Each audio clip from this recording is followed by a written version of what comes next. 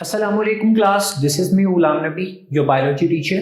Okay dear students, आज जो topic start करने जा रहे हैं chapter number 3, cellular and sub cellular organelles. Student, हम लोगों ने ऑर्गेनेली स्टार्ट की हैं और आज जिस ऑर्गेनेली को हम लोग डिस्कस करने जा रहे हैं that was Golgi apparatus. Golgi apparatus dear students एक ऐसी ऑर्गेनेली है जिसको सबसे पहले कैमिलो गोल्जी नाम का जो साइंटिस्ट था इसने डिस्कवर किया कब 1898 में। और इसका थोड़ा सा हिस्टोरिकल बैकग्राउंड भी बताया है कि वो जो कैमिलो गोल्जी था, साइड बॉक्स में जो है इसको डिस्क्राइब किया गया कि कैमिलो गोल्जी जो था वो ब्रेन सेल्स को जो है वो देख रहा था माइक्रोस्कोप के अंदर। तो उसने जो है एक स्ट्रक्चर देखा, जिस स्ट्रक्चर को उसने ब्रेन सेल्स के अंदर जो स्ट्रक्चर देखा तो इसने ना उसको नाम दिया रेटिनैकुलर अपरेटस। जैसे कि इसका नाम अब गोल्जी अपरेटस है ना, उसका नाम था रेटिनैकुलर अपरेटस। अब डियर स्टूडेंट्स, जब उसने इस स्ट्रक्चर को नाम दिया तो बहुत से साइंटिस्ट ने उसके ऊपर एलिगेशंस लगाई और ये बात की कि ये जो स्ट्रक्चर गोल्जी ने देखा है, कैमिलो गोल्जी ने, ये सिर्फ और सिर्फ क्या है, कोई डिस्टोर्शन है। जैसे कि ना उसने ब्रेन सेल्स को ना स्टेन किया था, स्टेन का मतलब उसको डाई किया था, डाई करने के बाद उसको इस तरह का स्ट्रक्चर नजर आया। तो उन्होंने कहा कि ये जो कैमिलो गोल्जी ने स्ट्रक्चर देखा है, ये ऑर्गेनेली देखी है, ये बेसिकली एक डिस्टोर्शन है जो कि उसकी स्टेनिंग की वजह से हो सकती है। बट कुछ ऐसे बाद जब इसको इलेक्ट्रॉन माइक्रोस्कोप में देखा गया तो वाकई ही इस तरह का जो स्ट्रक्चर था वो नजर आया, जिसको फिर बाद में कैमिलो गोल्जी के नाम पे ही अवॉर्ड करके इस स्ट्रक्चर का नाम गोल्जी अपरेटस रखा गया। तो ये था ये इसका हिस्टोरिकल बैकग्राउंड। सो उसके बाद नेक्स्ट अगर बात करें ना स्ट्रक्चर की, तो गोल्जी अपरेटस के अंदर 5 to 8 cup shape membrane covered sacs होते हैं। अब देखें गोल्जी अपरेटस में क्या होते हैं, 5 to 8 कप शेप्ड होते हैं और मेम्ब्रेन कवर्ड होते हैं, मतलब इनको मेम्ब्रेन ने कवर किया होता है। अब यहां पर देखें, आपको नजर आ रहा होगा इसके अंदर हर एक गोल्जी अपरेटस में तकरीबन 5 से लेके 8 तक, जैसे कि ये आपको नजर आ रहा है, ये एक कप शेप स्ट्रक्चर है, ठीक हो गया, मेम्ब्रेन से कवर भी है। तो ये जो कप शेप स्ट्रक्चर मेम्ब्रेन से कवर होते हैं, एक सेल के अंदर 5 से 8 मिलकर क्या चीज बनाते हैं, ये बनाते हैं जी सिस्टर्नी। क्या बनाते हैं, सिस्टर्नी।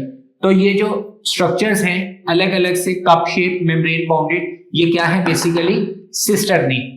डियर स्टूडेंट्स, अब यहाँ पर आपको स्ट्रक्चर में नजर आ रहा होगा कि ये एक सिस्टर्नी है, ये दूसरे के ऊपर स्टैक हुई हुई है, ये तीसरे पे और ये चौथे पे।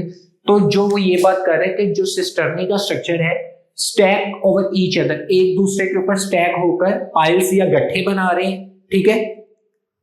उसके बाद वो ये बात करते हैं कि ये जो सिस्टर्नी का स्ट्रक्चर है ये प्रेजेंट किस में होते हैं, ये प्लांट्स में होते हैं, एनिमल्स में होते हैं और यूनिसेलुलर यूकैरियोट्स में होते हैं। क्योंकि ये मेम्ब्रेन बाउंडेड ऑर्गेनेली है तो प्रोकैरियोट्स में प्रेजेंट नहीं होती। तो डियर स्टूडेंट्स, यूनिसेलुलर यूकैरियोट्स में भी ये स्ट्रक्चर प्रेजेंट है। उसके बाद डियर स्टूडेंट्स वो कहते हैं सम यूनिसेलुलर फ्लैजिलेट्स। फ्लैजिलेट्स बेसिकली क्या है, ये यूकैरियोट्स ही हैं, जैसे कि प्रोटिस्टा हैं, एनिमल लाइक प्रोटिस्ट होते हैं जिनको फ्लैजिलेट बोलते हैं। तो ओवरऑल मैं लिख देता हूं ये प्रोटिस्ट है। तो इसके अंदर इट कंसिस्ट ऑफ 66 सिस्टर्नी। एक गोल्जी अपरेटस के अंदर जैसे यहां से 5 से 8 सिस्टर्नी है ना, कप शेप स्ट्रक्चर है, यहां पे एक गोल्जी अपरेटस में फ्लैजिलेट्स के अंदर तकरीबन 60 सिस्टर्नी मौजूद होती है। ओके डियर स्टूडेंट्स, आगे वो ये बात कर रहे हैं number of Golgi apparatus in cells vary according to the function. ये बड़ा इंपॉर्टेंट पॉइंट है।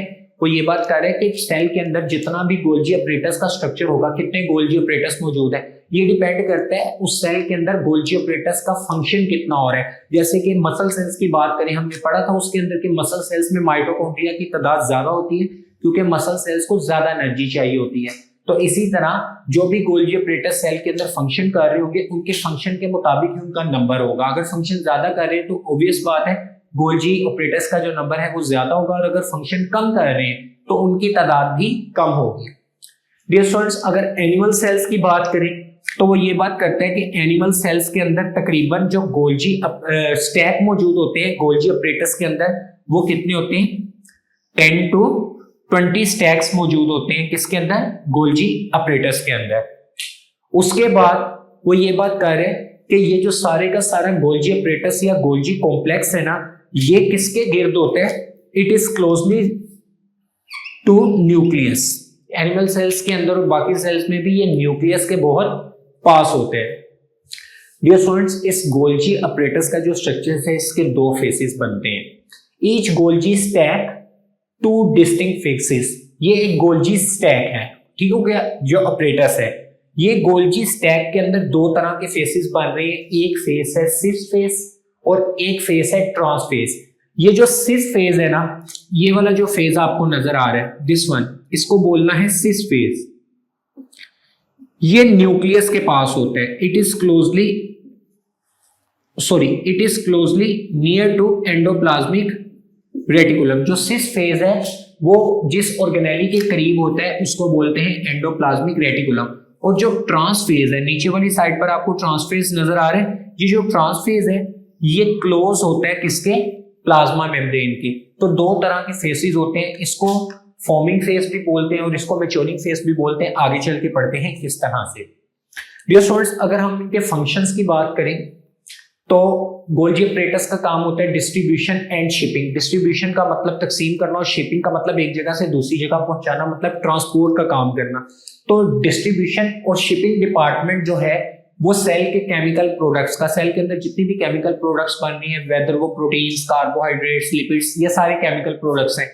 इन केमिकल प्रोडक्ट्स को डिस्ट्रीब्यूट और शिपिंग डिपार्टमेंट का जो काम कर रहा है वो कौन सी ऑर्गेनेली कर रही है? Golgi apparatus. तो ये भी इंपॉर्टेंट है, डिस्ट्रीब्यूशन एंड शिपिंग डिपार्टमेंट। जैसे माइटोकॉन्ड्रिया क्या था? वो power house of the cell था। इसी तरह डियर स्टूडेंट्स, जो मॉडिफाई करता है किनको? प्रोटीन्स और लिपिड्स को। आपने पढ़ा था कि एंडोप्लाज्मिक रेटिकुलम से के अंदर प्रोटीन्स बनते हैं, लिपिड्स बनते हैं और वो ज्यादातर रफ एंडोप्लाज्मिक रेटिकुलम में बनते हैं।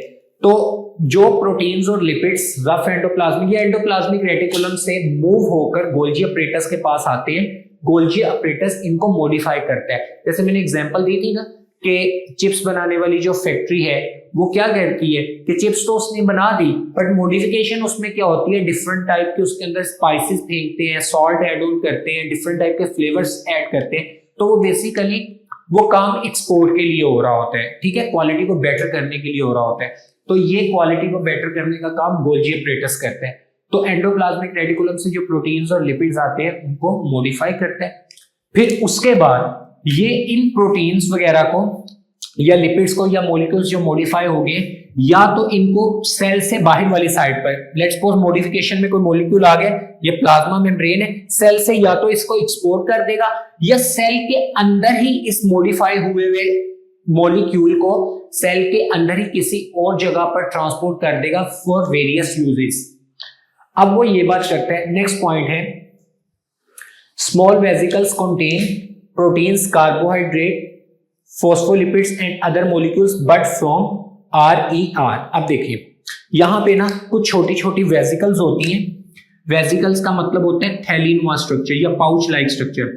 वो जो वेसिकल्स होती हैं वो कहां से आ रही होती हैं? From RER, rough endoplasmic reticulum से कुछ छोटी छोटी वेसिकल्स आ रही होती हैं। जैसे ये वेसिकल्स आ रही हैं, इन वेसिकल्स के अंदर कौन कौन से स्ट्रक्चर्स हो सकते हैं? इनमें प्रोटीन्स हो सकती हैं, कार्बोहाइड्रेट्स हो सकते हैं, फॉस्फोलिपिड्स हो सकते हैं या कुछ अदर मॉलिक्यूल्स मौजूद हो सकते हैं, ठीक है। अब ये जो सारी की सारी वेसिकल्स हैं ये आती कहां से? जब एंडोप्लाज्मिक या रफ एंडोप्लाज्मिक रेटिकुलम के अंदर से बड फ्रॉम, मतलब रफ एंडोप्लाज्मिक रेटिकुलम, जैसे ये रफ एंडोप्लाज्मिक रेटिकुलम है, ठीक हो गया, ये इसी के अंदर से बड बनते हैं। बड का मतलब एक आउटग्रोथ, और वो बड सेपरेट हो जाता है तो ये वेसिकल बन के किसके पास आ जाती है? गोल्जी अपरेटस के पास। सर उसके बाद वो ये है vesicles move through the cytoplasm. अब वेसिकल डायरेक्ट गोल्जी के पास नहीं आ गई। अब आपको पता है प्लाज्मा मेम्ब्रेन के अंदर ये जो सारा स्ट्रक्चर है, बाकी दिस वन, ये सारे का सारा, ये सारा पोर्शन साइटोप्लाज्म है। वो कहता है कि ये साइटोप्लाज्म में ये जो वेसिकल्स हैं ये मूव करती रहती हैं और तब तक मूव करती रहती हैं जब तक वो किसके पास नहीं पहुंच जाती? गोल्जी अपरेटस के पास। अनटिल वो गोल्जी अपरेटस के पास पहुंचेगी तो सबसे पहला पॉइंट जहां पर वो पहुंचेगी, तो डियर स्टूडेंट्स वो जो पॉइंट है वो उनका कौन सा फेज होगा? गोल्जी अपरेटस का सिस फेज होता है, ठीक है। अब सिस फेज में होगा क्या? अब देखिए वो ये बात करें vesicle fuse with Golgi apparatus and release there molecules in it. अब देखिए जो वेसिकल्स हैं वो इस गोल्जी अपरेटस के पास क्या करेंगी, आकर इस गोल्जी अपरेटस के सिस फेस के ऊपर आई, गोल्जी अपरेटस के साथ लगी और अल्टीमेटली इसके साथ जुड़ गई।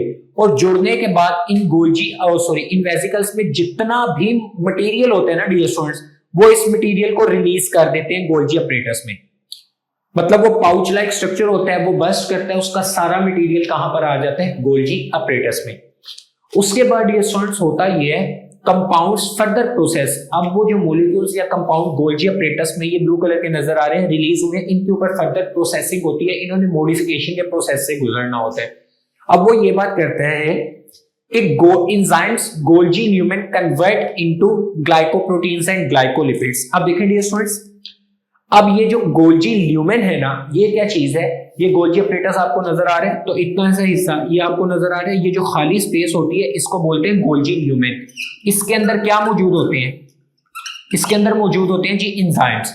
अब वो एंजाइम्स क्या करते हैं, पीछे से प्रोटीन्स आ रही हैं, कार्बोहाइड्रेट्स आ रहे हैं, लिपिड्स आ रहे हैं, तो अब वो उन्होंने इन मॉलिक्यूल्स को मॉडिफाई करना है। तो ये जो एंजाइम जो कि ल्यूमेन में है वो इन सिंपल मॉलिक्यूल्स को मॉडिफाई कर देते हैं, किसके अंदर, ग्लाइकोप्रोटीन्स और ग्लाइकोलिपिड्स में। वो कार्बोहाइड्रेट्स को जोड़ देते हैं प्रोटीन्स के साथ, कार्बोहाइड्रेट को जोड़ देते हैं लिपिड्स के साथ और कॉन्जुगेटेड मॉलिक्यूल्स बना देते हैं। तो अल्टीमेटली मॉलिक्यूल्स की क्या हो गई, मॉडिफिकेशन हो गई यहाँ पर।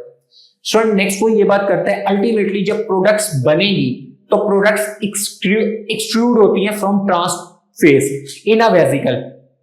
अब यहां पर वो प्रोडक्ट बन गई, ये रेड कलर की नजर आ रही है आपको, आहिस्ता आहिस्ता बडिंग हो रही है। तो ये जो प्रोडक्ट है अल्टीमेटली वो बनकर आ गई है। अब ये प्रोडक्ट सिंपल प्रोटीन या सिंपल लिपिड या कार्बोहाइड्रेट नहीं है, क्योंकि वो उनकी कॉन्जुगेशन हो गई है और अल्टीमेटली ये जो प्रोडक्ट यहां से बन के आई है, ये जो ट्रांसफेज है, ये लास्ट वाला, इसके अंदर से एक्सट्रूड करती है, वहां से बाहर निकलती है और निकलती फिर भी वेसिकल की फॉर्म में। बट इस टाइम पे जो वेसिकल होती है वो सेकेंडरी वेसिकल होती है, ठीक है। और ये जो प्रोडक्ट्स यहां पर बनी है, अब ये दो काम करेंगे, या तो ये सेल से क्या हो जाएगी, एक्सक्रीट, बाहर, सेल से बाहर चले जाएंगे। तो जो चीज या जो प्रोडक्ट सेल से बाहर चले जाएगी उसको बोलते हैं सिक्रीशन। एक्सपोर्टेड प्रोडक्ट्स को बोला जाता है, ये क्या होती हैं जी, ये सिक्रीशंस है जो आउटसाइड द सेल मूव कर जाती हैं। बट कुछ प्रोडक्ट्स जो होती हैं वो रिटर्न टू एंडोप्लाज्मिक रेटिकुलम और may go under maturation to become lysosomes. ये पॉइंट इंपॉर्टेंट है। तो जो प्रोडक्ट्स सेल से बाहर नहीं गए, लेट्स सपोज यहां पर एक प्रोडक्ट है जी, ये सेल से बाहर नहीं गई, ठीक हो गया, तो ये सेल, ये जो प्रोडक्ट है ये वापस किसके पास चली जाती है, एंडोप्लाज्मिक रेटिकुलम के साथ, या इसके अंदर, इस प्रोडक्ट के अंदर इतनी मैच्योरेशन होती है कि ये आगे चल के क्या बन जाती है, लाइसोसोम। ठीक है, आगे हम पढ़ेंगे कि लाइसोसोम ऑर्गेनेली का फंक्शन क्या है। स्टूडेंट अब वो ये बात करता है कि गोल्जी अपरेटस जो कि प्लांट्स में मौजूद होते हैं, ठीक है, वो क्या क्या चीजें प्रोड्यूस करते हैं, पैक्टिन एंड अदर पॉलीसेकेराइड्स। अब देखिए ये हम उन्हीं मटेरियल्स की बात कर रहे हैं जो अभी एक्सपोर्ट नहीं हुए, वो वापस सेल में ही रहे। तो सेल में जो रहते हैं उनके साथ या तो वो क्या करते हैं, गोल्जी अपरेटस एंडोप्लाज्मिक रेटिकुलम के पास जाते हैं या लाइसोसोम्स में चले जाते हैं। और अगर यही प्रोडक्ट्स प्लांट्स के अंदर है, ठीक हो गया, तो वो दो तरह के कंपाउंड्स प्रोड्यूस करते हैं, पैक्टिन और पॉलीसेकेराइड। और जब वो पैक्टिन और पॉलीसेकेराइड रिटर्न हुए हुए प्रोडक्ट्स ये दो चीजें बनाते हैं, तो ये प्लांट को बड़ी ज्यादा जरूरी होती है, क्योंकि ये पैक्टिन और पॉलीसेकेराइड जो है दोनों चीजें यूज होती हैं प्लांट के अंदर डिफरेंट स्ट्रक्चर्स बनाने में, और उसके अलावा प्लांट के अंदर मेटाबॉलिज्म का प्रोसेस करने में। तो dear student, that was all from today's lecture, that was Golgi apparatus. तो होप्स आपको लेक्चर समझ आ गया हो। Dear student, take care of yourselves. अल्लाह हाफिज।